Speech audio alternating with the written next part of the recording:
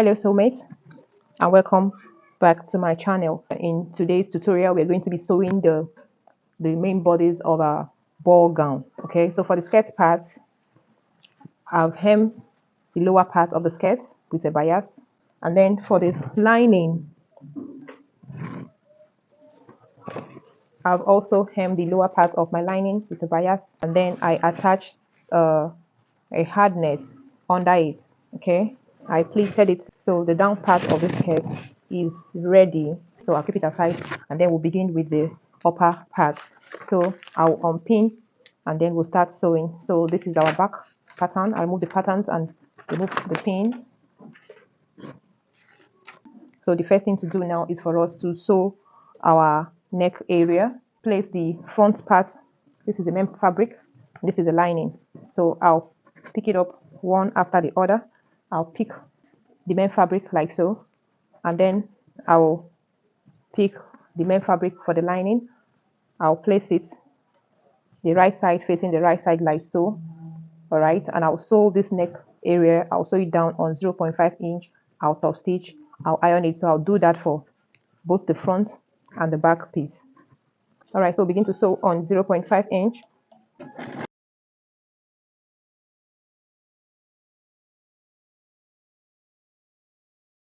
So once you are done, you notch and then we'll top stitch.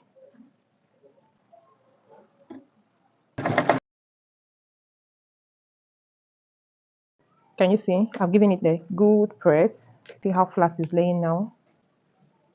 This is the back, the zip area. So look at what we've got here.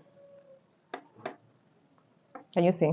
All right, so the next thing to do is to turn the neck like so. So for you to turn the neck, you have to face the right side. This is the front and this is the back. You see the one I'm holding it. So place it against each other like so, and then we open it up. Use the lining part here to turn it up like this, and then we'll sew it down. So I'll sew it down now, and I'll do for the other part. That's the same allowance that we'll mark out for the shoulder joint. All right, so after sewing it up, I'll open it up. Now can you see? So the next thing for us to do is to join the sides. And to do that, we all know that the side allowance we marked out was 1.5 inches. So you have to flip it over like so. Okay, so pick the main fabric, part of the main fabric. Okay, align it properly like so, and then we sew it down. Okay, so I'll go over to my ironing table. I'll go and give it a good press, then I'll come back for us to continue. Stay tuned. So as you can see, it's taking shape. I've ironed it out. See the inside? Can you see how it looks? Everything is laying down flat. See the inside is so neat. Okay, so the next thing is for us to cover the overlap. So to do that, you have to lay it flat very well.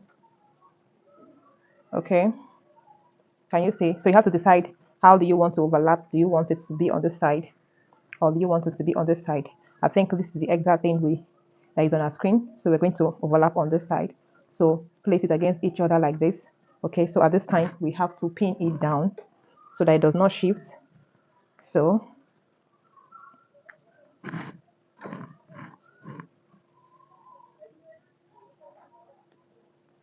pin, and after pinning it like so, we have to run a straight, very neat stitch on top like this and secure it this way, and that will be all. So at this point you can open it up from the back. Okay, and push it up. Make sure it's laying flat, and then okay, so the next thing for me to do now is to bring in our puff sleeve and begin to attach them. Remember the sleeve? Okay, so it's time to attach it. So in no particular order, we have to start from this part. Make sure it aligns to this other part, then we'll pin it. Now begin to sew it down. Remember our seam allowance here is 0.5.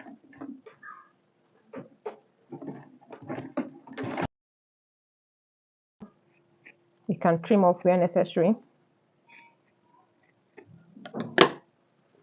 Make sure you don't trim through your seam line.